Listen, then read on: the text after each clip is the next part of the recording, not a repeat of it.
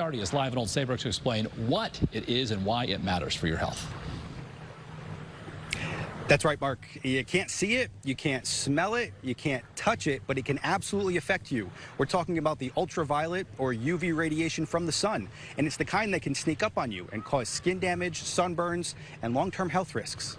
The UV index is a scale from 1 to 11 plus, and it rates how intense those rays are at any given time and how quickly your skin can burn without protection. Here in Connecticut, mid-July is prime time for powerful sunshine. Today's UV index, a 9, and that's considered very high. Tomorrow's drops slightly to an 8, but still strong enough to cause a sunburn in as little as 15 minutes.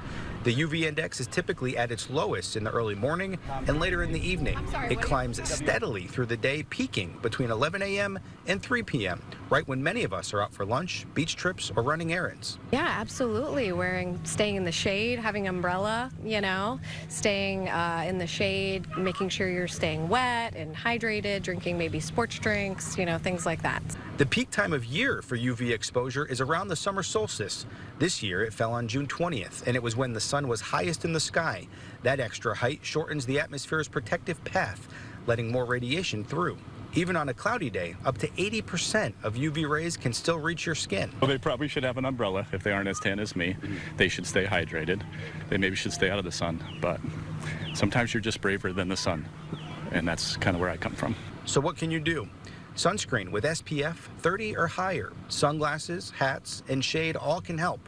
And try to limit your time in direct sunlight during the early afternoon hours.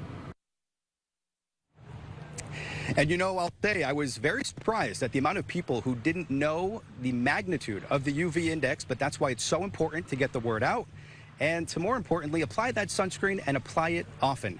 But for now, your reporter and First Alert meteorologist Scott Gagliardi live in Old Saybrook, Channel 3 Eyewitness News. All right, Scott, thank you. We know that